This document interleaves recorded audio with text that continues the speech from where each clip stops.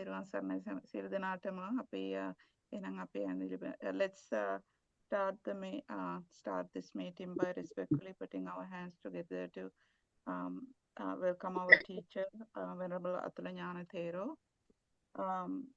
Namaskar වේවා ගරු ස්වාමීන් වහන්සේ.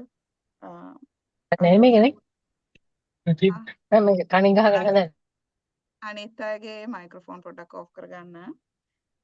I also would like to welcome you all who took time to attend this Dharma sermon, either due to your interest in learning about the subject and or love for our Venerable Kemio Bhikkhu. I invite Most Venerable Atula Gnana Thero to conduct the Dharma sermon on Asubha Bhavana.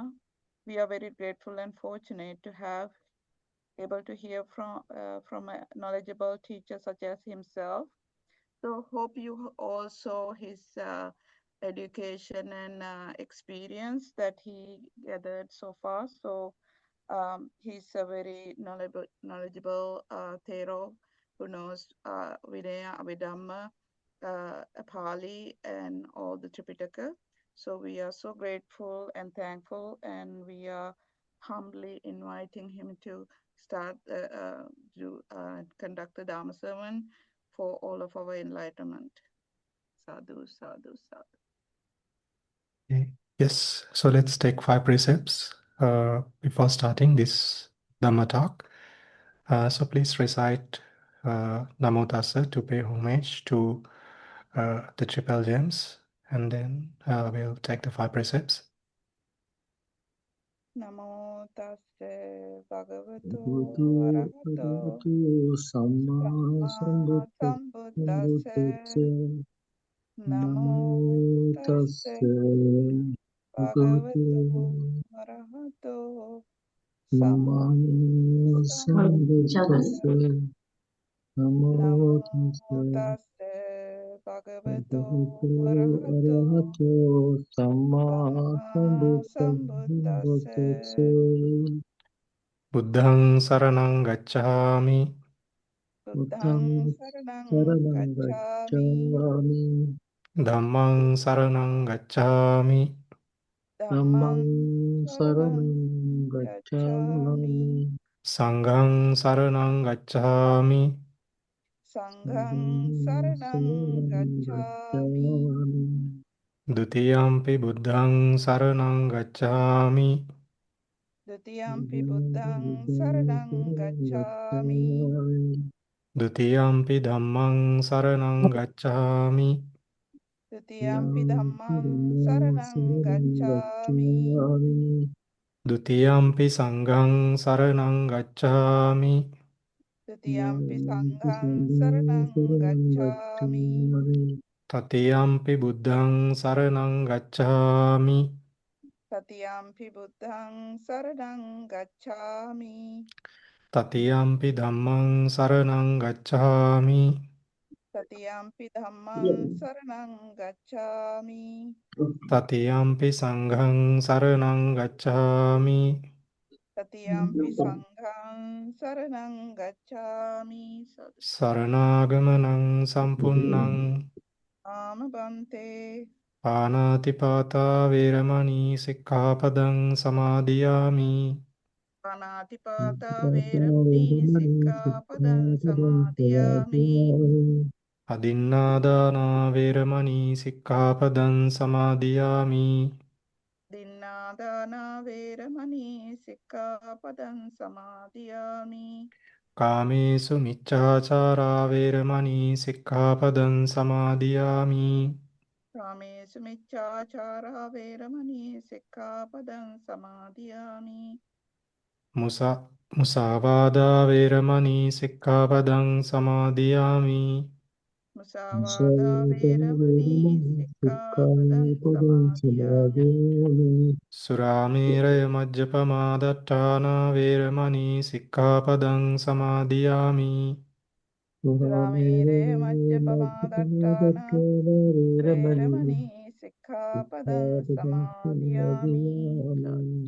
Tisaranena sadding pancasīlaṃ dhammang sādhukang surakkhitāṃ kattvā අප්පමාදේන සම්පාදේ තබ්බං Bhante sadhu sadhu sadhu. समन्ता चक्रवालेषु अत्रा गच्छन्तु देवता सद्धम्मं मुनिराजस्य सुनन्तु सग्गमुखदं धम्मස්සවනකාලෝ අයං භදන්තා ධම්මස්සවනකාලෝ අයං භදන්තා ධම්මස්සවනකාලෝ අයං භදන්තා පුනච පරං භික්කවේ භික්ඛු ඉමමේව කායං උද්ධං පාදතලා අදෝකේස මත්තකා තච පරියන්තං පුරන්නානප්පකාරස්ස අසුචිනෝ පච්ච වෙක්ඛති අතේමස්මින් කායේ කේසාලෝමා නකාදන්තා තචෝ මන්සං නහාරු අට්ඨි අට්ඨි මින්ජං වක්කං අදයන් යකනං කිලෝමකං පිහකං පප්පාසං හන්තං අන්තගුණං උදරියං කරේසං පිත්තං සෙම්මං පොබ්බෝ ලෝහිතං සේදෝ මේදෝ අස්සුවසා කේලෝ සිංහානිකා ලසිකා මුත්තන්ති.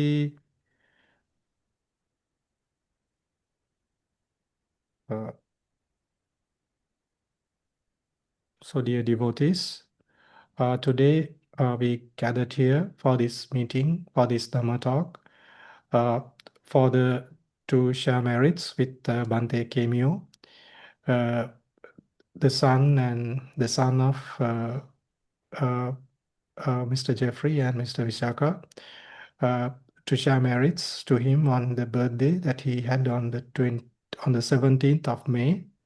And as we know that he's a monk practicing in US in the Thai tradition, and to share merits, her mother organized, his parents organized this meeting, the Dhamma talk, to share merits for him. So the topic that Bhante requested was on the focusing on the repulsiveness which comes in the Satipatthana Sutta. Right? We know the Satipatthana Sutta, that sutta. Our Lord Buddha, our master, he explains about meditation objects which directly guides towards to Nibbana. So one of those topics is this focusing on the repulsiveness, right? The Kayagata Sati. So in the Kayagata Sati, there are 32 meditation objects, right? Meditation objects. And in these meditation objects, how to apply this meditation in the practice towards the path, right? So that's what we will be explaining today in this Dhamma talk. The Pali stanza which I recited is from this sutta itself, right? I recited this Pali. So the meaning, the short meaning, the brief meaning of that part is, furthermore, a mendicant examines their own body up from the soles of the feet and down from tips of the hairs, wrapped in skin full of many kinds of filth, right? So this is on the repulsiveness. So the practitioner has to observe their own body, starting from the soles of the starting from the up, which means from the head, top of the head, and down towards the soles of the feet. Wrapped in skin and full of many kinds of filth, right? So our body, it's wrapped in skin really, right? That's the outer layer of our body, which holds all the components of the body. And it includes of many kinds of filth. It contains many kinds of filth, right? So what are those filths? Then our Lord Buddha explained how this contemplation has to be done. In this body, there is a head hair, body hair, nails, teeth, skin, flesh, synapse, bones, bone marrow, kidneys, heart, liver, membrane, spleen, lungs, intestines, mesentery, undigested food, feces, bile, phlegm, pus, blood, sweat, fat, tears, grease, saliva, snot, synovial fluid, and urine. right? So these are those 32 components which are mentioned, right? So the practitioner has to contemplate on these components. So in this Dhamma talk, I'm not going to really focus on each of these elements much, because there are many Dhamma talks available, and many material, many documents, many books available on explaining each of these elements and how it should be practiced, right? So today I'm going to focus mainly on the vipassana, right? The insight meditation, which is used after having focus, after having gained some after gaining some concentration of these elements. So uh, right, so uh, then our Lord Buddha, he gives a simile here how it should be practiced, right? How it should be practiced. I will recite. Sayyatapi bhikkhave ubato mukha puto lipura nana vihitas dhanyas Sayyati dang salinang vihinang mugganang masanang tilanang tandulanang Tamenang cakkuma puriso munchitva paccavekkeya ime sali ime vihi ime mugga ime masa ime tila ime tandulati evameva ko bhikkave bhikkhu imameva kayang uddhang padatala adhoke samattaka tachapariyantang purang nanapakarasya asuchino paccavekkati Attemasmin kaye kesalo manakadanta tacho mansang naharu atti atti minjang vakkang hadayang yakanang kilomakang pihakang pappasang antang antagunang udariyang karisang pittang simhang pubbo lohitang sedo medo asuvasa kelo singhanika lasika muttanti.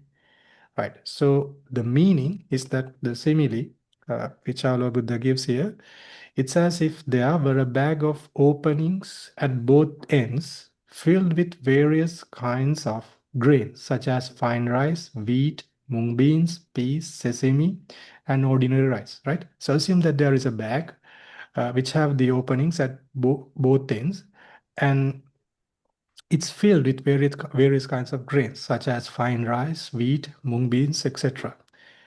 And a person with a clear eyes were to open it at and examine the contents. That person is going to open that bag, right? That person has a vision, he can see very well clearly, and he examines the contents.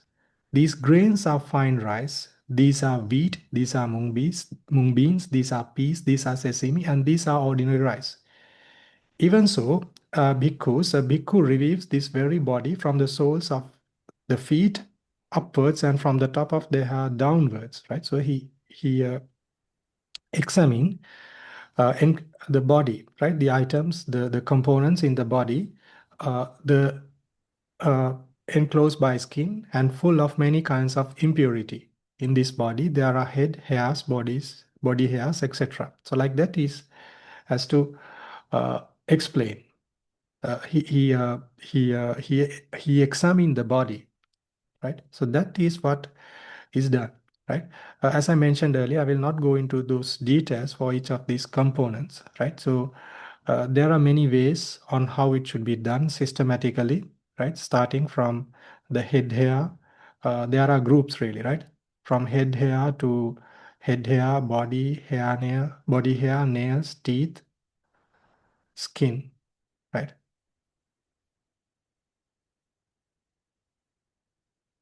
Right, from here, right? So it's taken as one group, and from here then it is taken another group, right? So likewise, it has been grouped, right? In the commentaries, it's explained in detail on how this grouping should be done, and then how to contemplate on it, right? One by one, right? First, you have to memorize all these things, right? And then little after that, then you have to examine it, examining these components as in repulsiveness, right? So what do we mean as repulsiveness? That is very important thing. It's to look at these components as repulsiveness, because sometimes the practitioners, they can just memorize it, right? They can remember it, they can recall those items, the components, but the repulsiveness is not there, right? And remember, the word repulsiveness, it has to be done with a wholesome mind, right? So I mean, if somebody can is if they start to reflect on these items, those components, they can reflect it with sometimes with hatred. Hatred means it's kind of a form of anger, right? Because if you see something as repulsiveness, generally for an untrained mind, they see the things as with a kind of a hatred. A small hatred will be there, right? A small form of anger, a subtle form of anger will be there. And with this subtle form of anger, it's possible that it gets developed, right? It gets develops over time, and the practitioner might not like to do this meditation, right? This meditation has many benefits, of course, in the practice in our path, especially to dealing with the raga, the attachment, right? Attachment towards our bodies and the other people's bodies. So it's very helpful. But at the same time, if you take it as repulsiveness and practice with a form of hatred, form of anger, then there's a possibility that the this will develop. The hatred or anger towards the body will develop, right? So we have to do with the practitioners. They have to have a wholesome mind, right? They have to always make sure that their mind is in kusala, in a wholesome state when they are doing this thing, right? Because sometimes this anger, it comes in a so subtle form sometimes that the practitioner think that they are having some kusala on that, right? It's a wholesome mind, but in reality it's not a wholesome mind, right? So that's a very important thing that the practitioners needs to have focus on. And then in the sutta, our Lord Buddha explained this, right? So after when they are observing this, they have to practice like this, right? ඉති අජ්ජත්තං වා කායේ කායානුපස්සේ විහෙරති බහිද්ධා වා කායේ කායානුපස්සේ විහෙරති අජ්ජත්ත බහිද්ධා වා කායේ කායානුපස්සේ විහෙරති. So the meaning is that, and so they meditate observing an aspect of the body internally, externally, and both internally and externally, right? So when they are observing this repulsiveness of the body, right, within these 32 components, they have to meditate observing within their body, right? Commentary explained, thus by means of the contemplation of the hairs and so forth, he abides contemplating the body in his own body. He have to see these components as repulsiveness in his own body itself, right? And and then he has to see it's in another body, right? So the other person's body has the same components, right? The problem that the beings, the humans that we have, is that we are seeing the objects in our body and the other person's body as uh, permanent things, right? The things that are with uh, with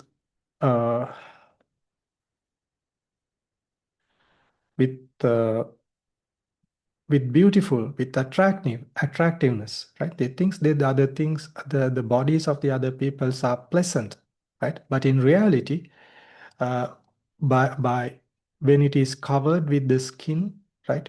Then the internal components, even the skin itself, it's repulsive, right?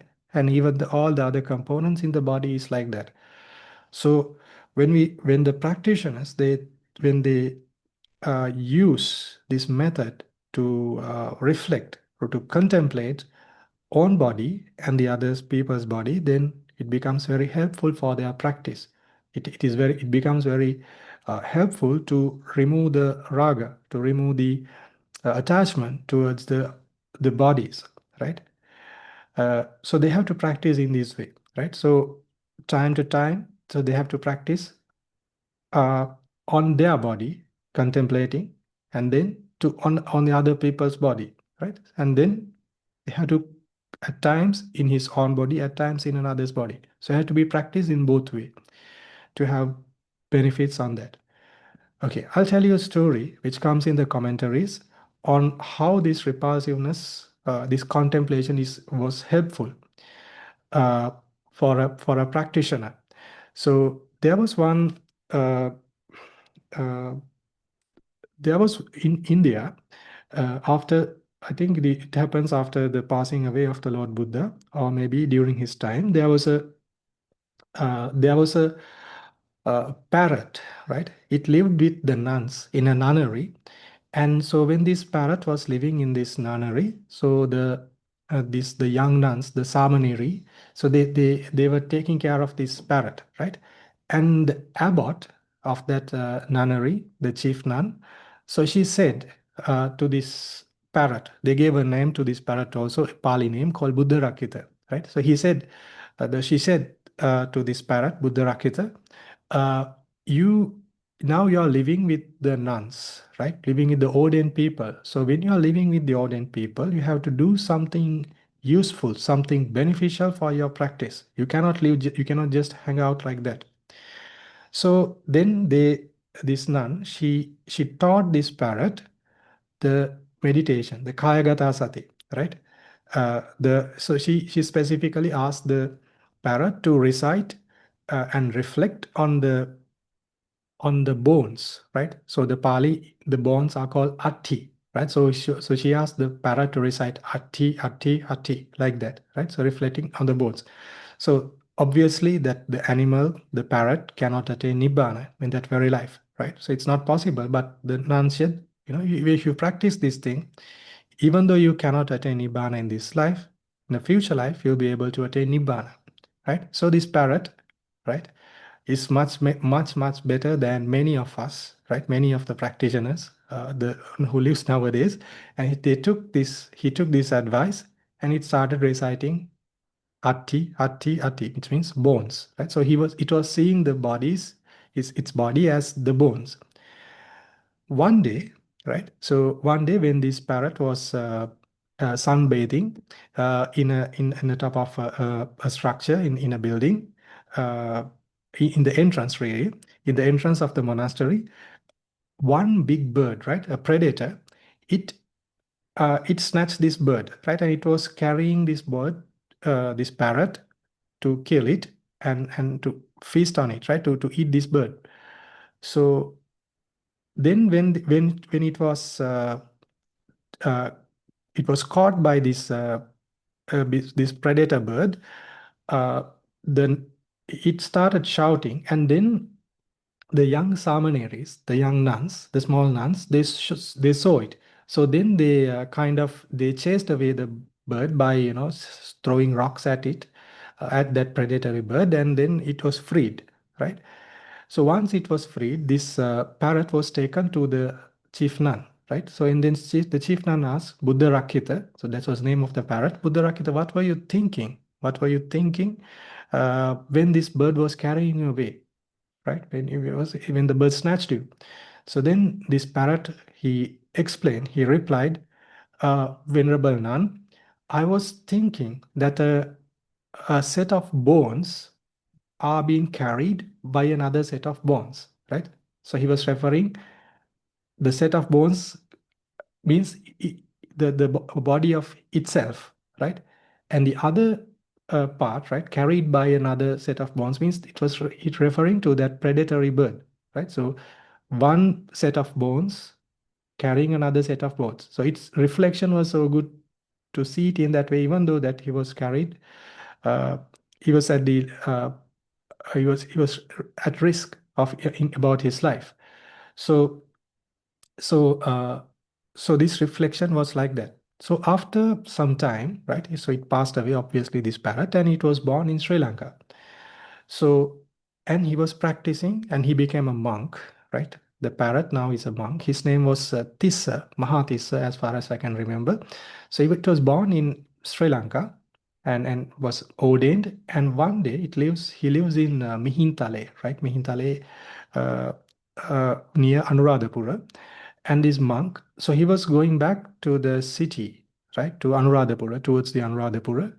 And one woman who had a fight, a quarrel with his husband, and she was going back to her birth home, right, after having a fight with her husband. And then on the way, she saw this monk, and she thought to kind of seduce this monk, right? And when she came close to the monk on the road, she smiled loudly, right? Laughed very loudly and kind of trying to attract the monk. But then what happened? This monk, he was not uh, attracted to this woman, and he just walked away. And after walking some distance, the husband of that woman was searching his wife, right? He was on the way, and this husband asked whether did you see did you see uh, did you see a woman, right? Then he said, I did not see a woman, I saw a set of bones, right? So like that, he replied this husband, right? So later, this meditation object became the thing that he attained nibbana, right? He became an arahanta because of that. So now you can see, when we put something in practice, right, then it becomes very beneficial for us, right? So it's like that. So when we start practicing this, we have to practice within our bodies, right? And also uh, for the other bodies, time and again. It's going to be very, very beneficial for us, right? Further, in this sutta, it explains, our Lord Buddha, he explains, Samudaya dhammanupasseva kayasmin viharati Vaya dhammanupasseva kayasmin viharati Samudaya vaya dhammanupasseva kayasmin viharati. So the meaning is that with respect to the body, he abides contemplating the nature of arising in the body. He abides contemplating the nature of passing away, right? So there are two things here, right? He abides contemplating the nature of arising in the body and the nature of passing away in the body. Oh, he abides contemplating the nature of both arising and passing away in the body, right? So then he has to do this one, to contemplate the nature of arising and to contemplate the nature of passing away in the body. It has to be done. So the commentary, it explains about detail what it has to be done, right? If you merely look at these Pali terms, right? Pali terms, and then get the translation, nature of arising and the nature of passing away, then the practitioner might be thinking, what specifically is being explained by this, right? So the commentary is very clear about this. The commentary explain uh, the arising and the passing away of the material aggregate should be understood according to the method of beginning with avijja samudaya rupa samudayo, right? Uh, Meaning that the arising uh, of these 32 parts, right? You have to find the reason. What are the reasons? What are the causes for this arising to happen, right? What are the drivers? What are the things that uh, made this uh, 32 elements, 32 components of the body come to arising, right? So that's the part. That's how it should be explained, right? Uh, right. So that again, it refers to a sutta, right? There's one sutta or one phrase. I think it comes in the sutta. Yes, it comes in the sutta. Avijja samudaya rupa samudayo, like that. So it means from the arising of ignorance come the arising of matter, right? So in 5 ways. So there are 5 ways to reflect on this. So that has to be applied here, right? But it does not come in the sutta. Obviously, it comes in the commentaries explaining on connecting where this uh, where and which place, which specifically to which place this is related. So so so what are those five ways here? I have explained. I'm going to explain that part. So it explained avijja samudaya rupa samudayo, tanha samudaya rupa samudayo, kama samudaya rupa samudayo, ahara samudaya rupa samudayo, ti nibbati lakkanang passantopi rupakhandasa udayang passati iti evang veditabbo. Right? So with the meaning is that from the arising of ignorance come the arising of matter, right? We have to explain this one by one very clearly, right? So from the arising of ignorance, the ignorance means the moha, the avijja, right? That's known as ignorance, comes the arising of the matter. Now, what is the matter explained here? It's the rupas, right? It's the materiality, right? The materiality means it's the 32 parts of the body. It's part of matter, right?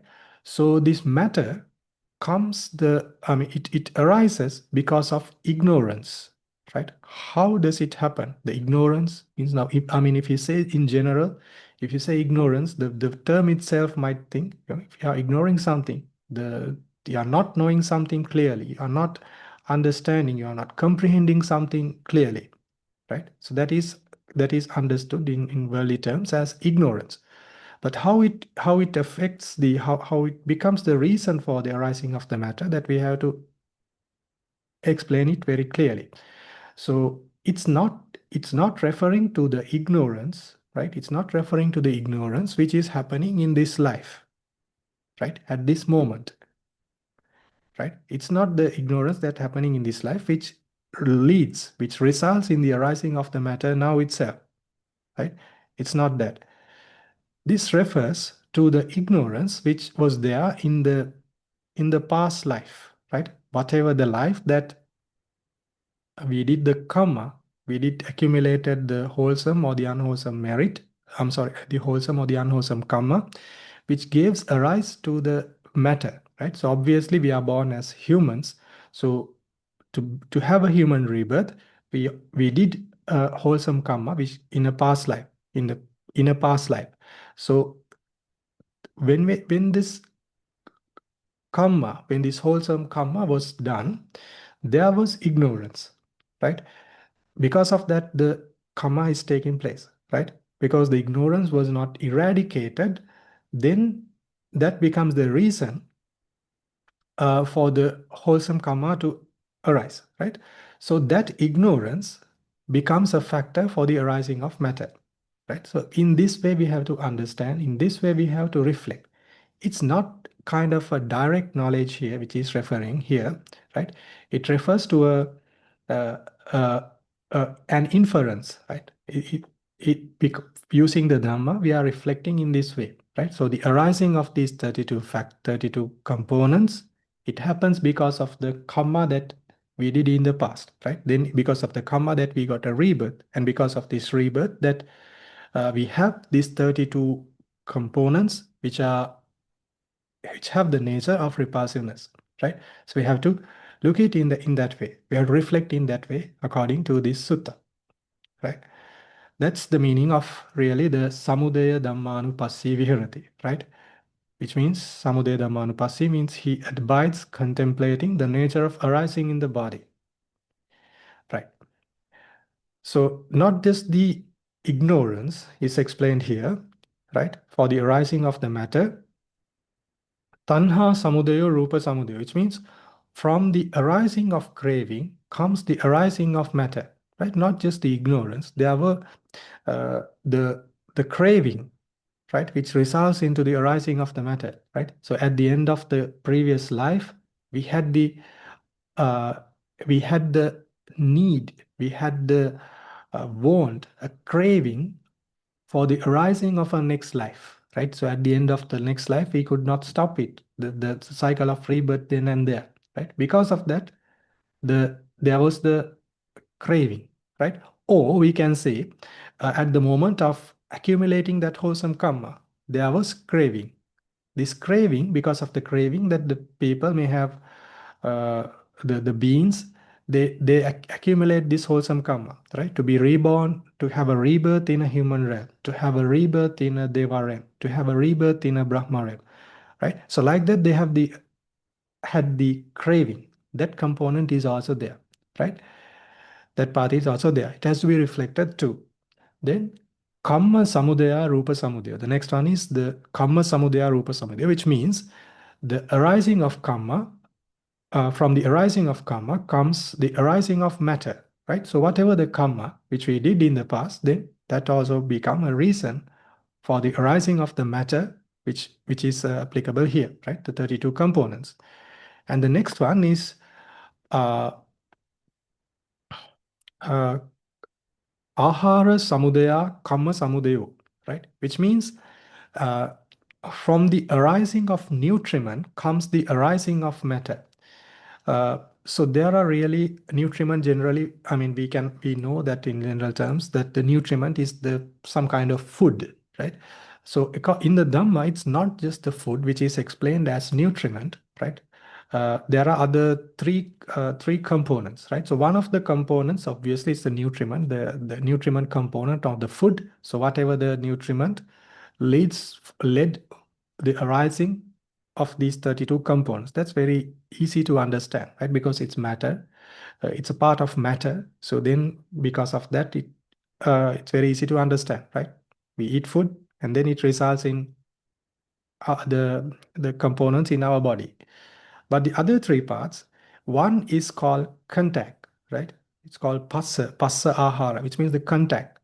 Passa, and then the other one is called chetana, the volition, and then the other one is called vijnana, the mentality. I'm sorry, the mind, right? So because of contact, because of the volition, again it's the karma. Then because of uh, the the mind itself, then this matter arise, right, in this life. So we can relate it in that way, right? So this is how the characteristic of origination, right? Characteristic of arising should be done with regarding to the material aggregate, right? So it has to be reflected in this way, right? So it becomes very clear.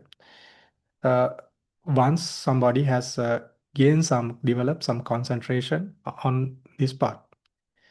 So this is one component that I just explained here, right? It's on the arising. The second type is called the second one is the disappearance, right? The falling away, right? So whatever the reasons, whatever the causes which led to the arising of a particular thing. So in this regard, it's the matter which arose.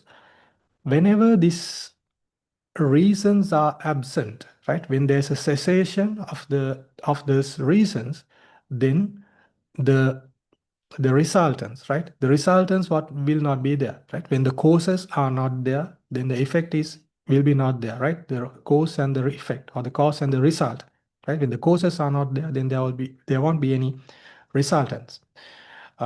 So from the cessation of ignorance comes the cessation of the matter. So the components that we have to reflect here, right? So here in the arising, we reflected it as from the arising of ignorance comes the arising of matter, right? Here, from the cessation of ignorance comes the cessation of the matter, right? It's very easy to understand, but not easy to comprehend in the meditation, right? So again, then from the cessation of the cravings. The next one is avijja. I'm sorry. Avijja. First one was avijja nirodha rupa nirodho. Tanha nirodha rupa nirodho. That's the second one. So from the cessation of craving comes the cessation of matter. Kamma nirodha rupa nirodho. From the cessation of karma comes the cessation of matter. Right? From the next one is ahara nirodha rupa nirodho. From the cessation of the nutriment comes the cessation of the matter. right? So that's how the characteristic of falling away, right? Falling should be done, right? So samudaya dhammanupassiva kayasmin viharati, vaya dhammanupassiva kayasmin viharati. That's how it is related. So that's how these five ways five ways of reflecting should be there. It has to be done. Another important question when I always have and had really when I'm reading this sutta is how it is connected to the meditation path, right? We know in the suttas, in most of the suttas, it's a brief explanation is there on the meditation path because the suttas are, in general are explained are taught to people based on their characteristics, right? Based on their whatever the parami that they have fulfilled up to that, right? So the Lord Buddha will uh, kind of highlight, emphasize on a particular thing, particular method, and a particular thing that they have to do in the meditation path, right? So in this sutta is something like that, right? Because it does not explain details on how the meditation should be, I mean, on which part of the meditation, which point or which step in the meditation path is related, right? In the meditation path. So for that, I included the commentarial explanation on the uh, seven, uh, seven modes, 7 stages of purification. Right? In Pali, we call it satta-visuddhi, 7 stages of purification. These 7 stages of purification is explained in detail in the commentaries, right? Especially in the Visuddhimagga and also in the in the it's there in obviously in the Patisambhidamagga too, but in a different way. And then especially it's there in the Visuddhimagga, and the names, the titles, the topics on the 7 stages of purifications are there in the sutta itself, right? Especially there's a sutta in the Majjhima Nikaya called Ratha Vinita Sutta. So these 7 stages are given there. So we need to understand from which of these 7 stages is this related, right? The step that we explained here as seeing the nature of arising of the body and the passing away of the body, we have to figure it out very clearly to which step this is related to, right? So for that, we have to know a little bit on the 7 stages of purification. So it's what I'm going to teach y'all, what I'm going to explain y'all now is a kind of a very sketchy roadmap, right? So it does not include the details, right? If I were to explain, if I were to read, it will take many days to really explain the commentary because it's given in so much detail. And the good thing about those details is that when there are a lot of details, the life becomes easier, right? So sometimes people tend to think when there are a lot of details, there'll be a lot of complication, right? It's complicated. But in the case, it might be true for some other things, right, in the world. But in terms of the Dhamma, in terms of especially with this meditation, it becomes very easy. Because in these details, it's very clearly explained what exactly should be practiced, what exactly should be done at each point in the development of the mind, in the cultivation of the mind. What should be done and how that person, how the mind will develop, and in which way that, I mean, sometimes the experience will be given there to is also explained there, which means that the whoever who practices can assure that, okay, I did this thing, now I have come to this stage, so it's time for move to this next stage, like that, right? Like that it's there, but it's, I mean, sometimes it's not like that. The mind, it develops automatically, right? You don't need to do anything really. But for the clarification, for the sake of clarification, and to be very precise, and have practice, to have to have confidence on the practice, it's going to be very helpful. So it's obviously that what I'm going to present is kind of a sketchy roadmap on these steps, right? So our path It starts with sila. Without sila, we cannot do anything at all, right, in this path. So the purification of virtue, sila visuddhi, so it has 4 components, right? One, the Patimokkha Sangvara Sila, restrained according to the monastic code. The second one is Indriya Sangvara Sila, restraint of the sense faculties. The third one is Ajiva Parisuddha Sila, purity of livelihood. The fourth one is Pachya Sannisita Sila, the proper reflection regarding the requisites. Right? So those 4 types of sila. I'm not going to go into much detail on this because it's important, but then again, we have a lot of material, lot of books, lot of Dhamma sermons available to understand this, right? The second one is called Chitta Visuddhi. It's the purification of the mind, right? So the purification of the mind, it includes the 8 attainments well mastered, which becomes the foundation for insight meditation. It's one part of the purification of the mind, Chitta Visuddhi, and also whatever the concentration that is capable of driving towards vipassana, then it's again we can conclude it as the purification of the mind, right? So because the steadiness of the mind is very important, is essential for the practice, right? Because we cannot see the true nature of the dhammas, true nature of the things, if we don't have the concentration, because the characteristic of the mind is to run here and there. You have to have one object, you have to have one focus to develop the mind, right? To see the nature of the things, right? Okay, now we come to the components specially related to the vipassana, the insight meditation. The third step, the third stage is called purification of the view, right? So what is purification of view? Is seeing of mentality and materiality together with conditions, right? So see the dhammas through the meditation, that to clearly comprehend that the mentality and the materiality is the only thing that is there, right? So there is nothing called a man, there's nothing called a woman, there is nothing called a being, there is nothing called a chair, there is nothing called any other external object. It's only the mentality and the materiality which is there, right? So when somebody is practicing, when they reach this stage, then they can remove the wrong view, such as I am, this is a self, or a permanence, all exist, right? So that one is the purification of view. The next step is called Kankha Vitarana Visuddhi, which is the purification of overcoming doubt, right? Which means is the knowledge of conditionality, right? To understand the conditions, right? Conditionality means that all the things which is understood, which is comprehended in the Ditthi Visuddhi, right? The things are the mentality and the materiality.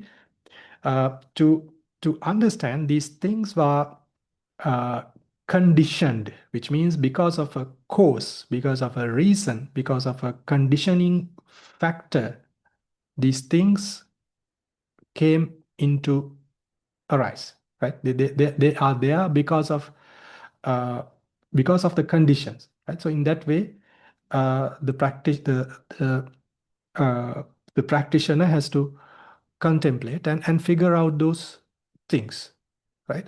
So that has to done for one who sees that phenomena operates solely through conditions in 3 periods of times. Doubt is overcome. 3 periods of time are the past, the present, and the future, right?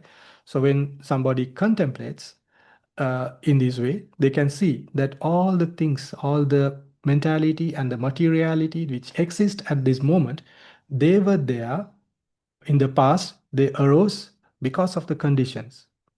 Presently, that they are going to arise because of condition, right? In the future, they will arise because of the conditions Without the conditions, that these things will not come into being. They will not come into these things will not arise, right? So there are many methods explained in the Dhamma to see these causal relationships, right? Such as the dependent origination, the Four Noble Truths method, then again the Patthana method, the causal relationships are there. So there are many methods like that, three methods basically. So they, so so so the meditator, the practitioner has to comprehend based on that, right? So then the doubts, right? Doubts such as, did I exist in the past? Will I exist in the future? Who creates these phenomena are abandoned, because it's a direct knowledge that the practitioner uh, comprehends the causes and their results, right? So these doubts will be removed because of that.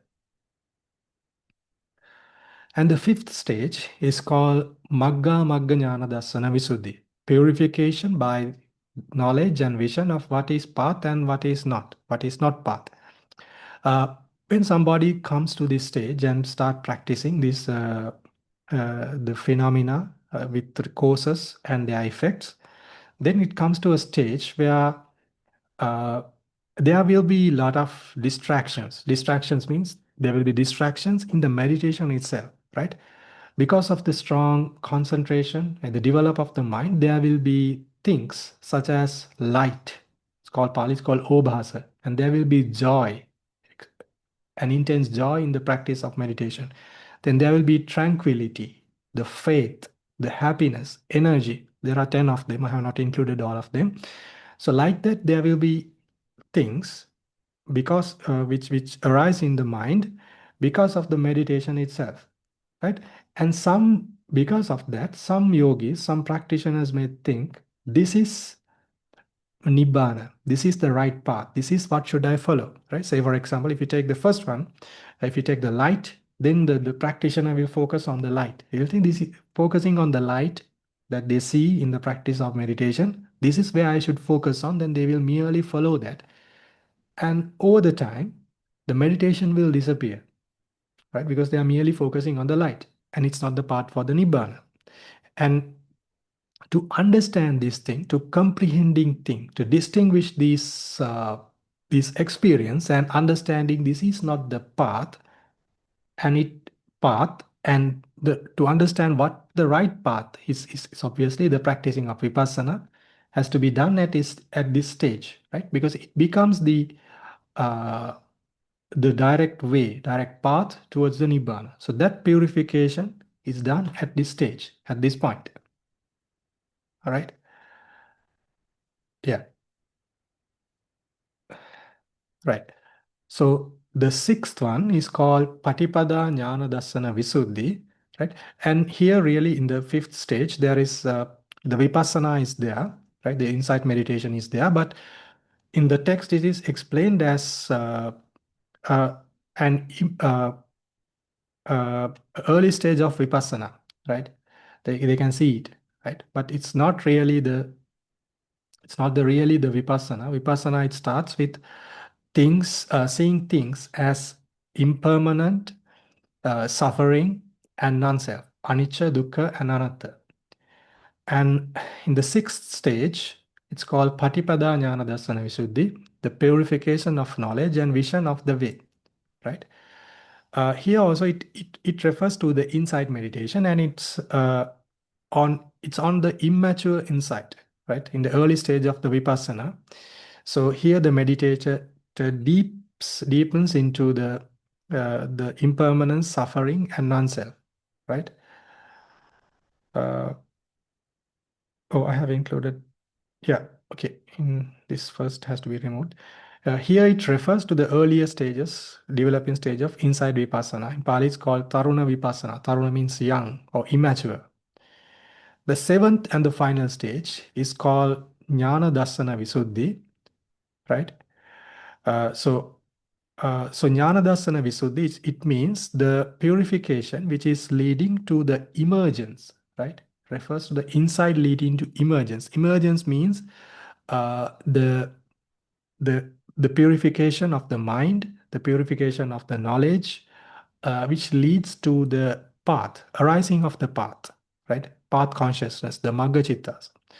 So again, the practitioner has to work on the work on the three characteristics and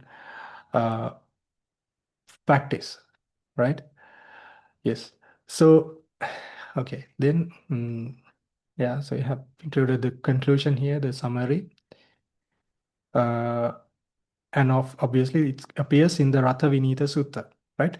So where does this is connected, right?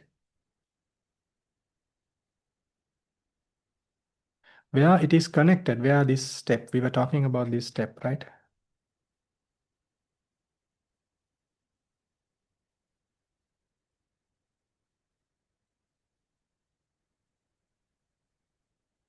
Right.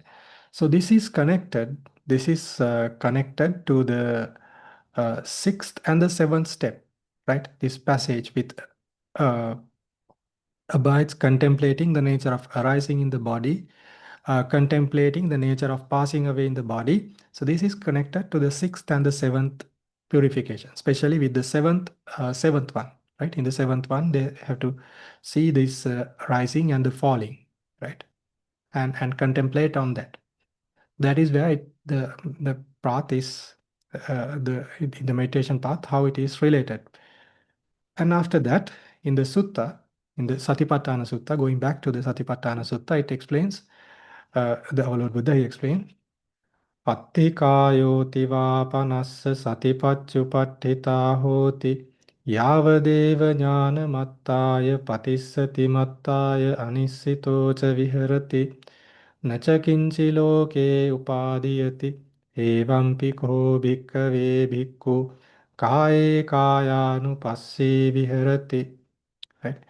It means that the mindfulness is established that the body exists.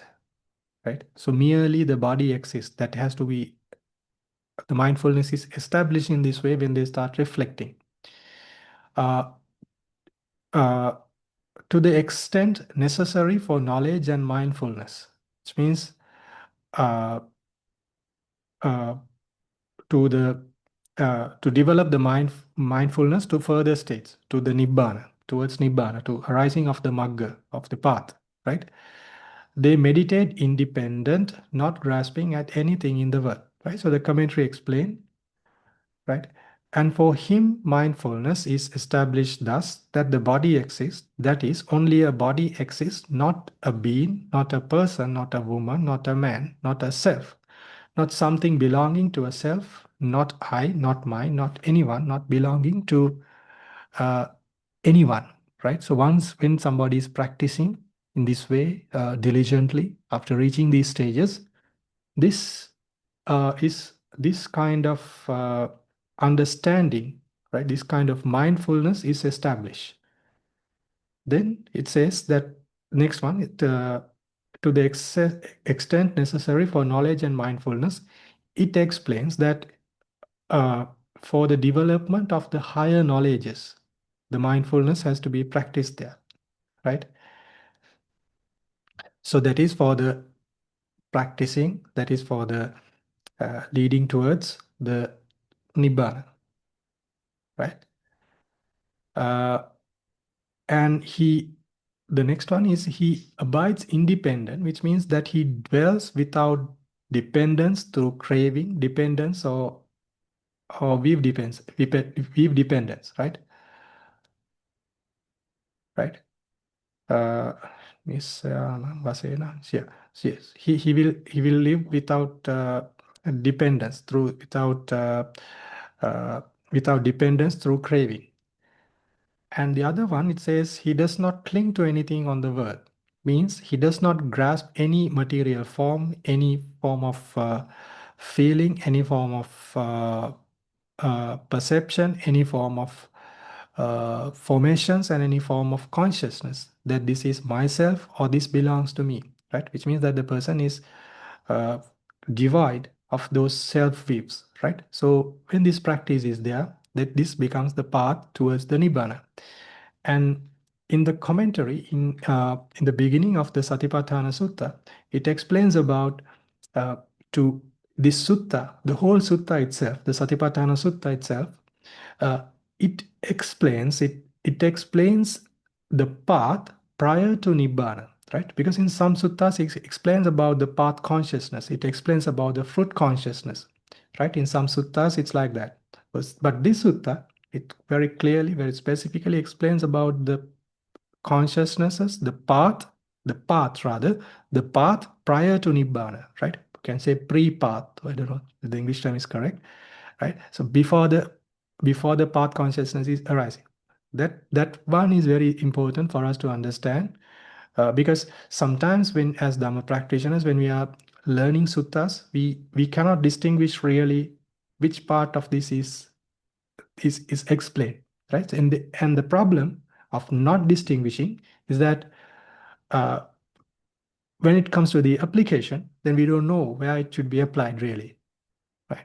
So this sutta is, the Satipatthana Sutta itself is explained. This explanation is on the path prior to the path consciousnesses, right? Yes, so that's the explanation, which was based on the Pali and the commentaries on the contemplation of the repulsiveness. Okay, so we share merits with Venerable Kemio, Bhante Kemio, who's who who's 27 years, had his 27th birthday on the 17th of the March of May. And first we will share merits, all the merits that we accumulated from this Dhamma talk by teaching, by giving this Dhamma talk, and by listening, and all the merits we share with him.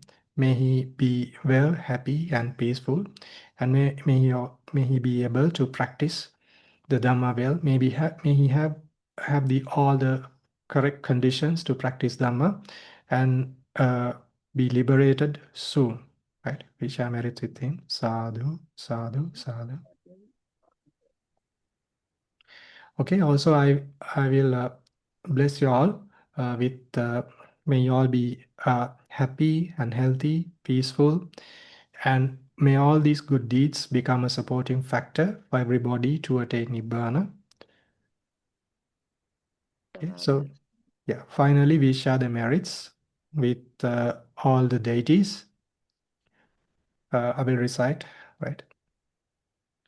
ආකාසට්ඨා ච බුම්මට්ඨා දේවානාගා මහිද්దికා පුඤ්ඤන්තං අනුමෝදිත්වා චිරං රක්ඛන්තු ශාසනං ආකාසට්ඨා ච බුම්මට්ඨා දේවානාගා මහිද්దికා පුඤ්ඤන්තං අනුමෝදිත්වා චිරං රක්ඛන්තු දේශනං ආකාසට්ඨා ච බුම්මට්ඨා දේවානාගා මහිද්దికා පුඤ්ඤන්තං අනුමෝදිත්වා චිරං රක්ඛන්තු මං පරං.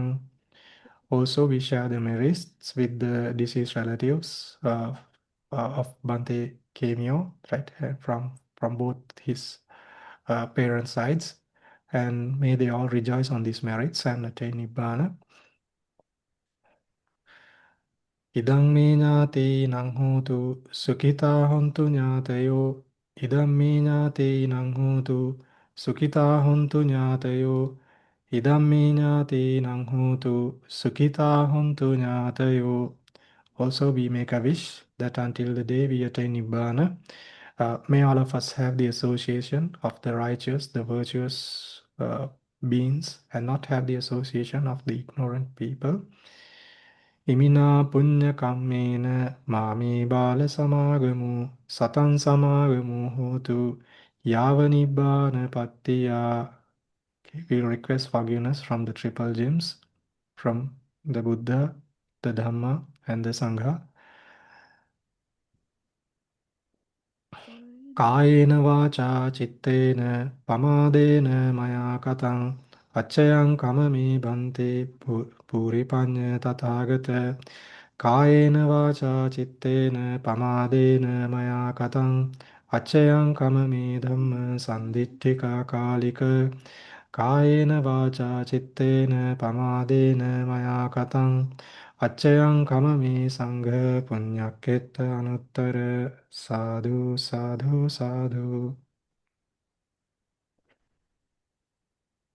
Many merits to you, Bante. May I offer merits from us? Sadhu sadhu.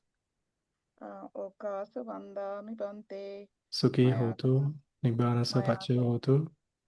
Maya katam punyam samina anumoditavam. Sadhu sadhu anumodami. Samina katam punyam mayantatavam. Sadhu anumoditabbang. Okasa dwaratrena katam sabbang achyang kamata medvante. Kamami kamitabbang sukhi hotu, nibbana sapache hotu. Sadhu, sadhu, sadhu. අපි සියලු දෙනාම කරගත්ත පින් නුත් ඔබ වහන්සේ මේ ධර්ම දාණය දීලා කරගත්ත අතිමහත් පුණ්‍ය කර්මයක් ඔබ වහන්සේගේ මෙලව නිදුක් නිරෝගීතාවය සඳහාත් නිර්වාණ බෝධය ඉක්මනින් පහසුවෙන් නිර්වාණ බෝධය සඳහාත් මේ කරන ධර්ම for your I offer the merits of our practice to you and all of our merits and the merits that you gathered by teaching this Dharma sermon, giving us a Dharma sermon. May all this help you to have a good health and be able to practice Dharma really well and then be able to teach more and more people, lead into enlightenment. May you be well and happy and have only the good friends until you become enlightened and may Sadhu you become sadhu sadhu. Thank you very very quickly. much. Offer this merits to your parents and teachers as well. And thank you so much. Many merits to Sadhu you. sadhu.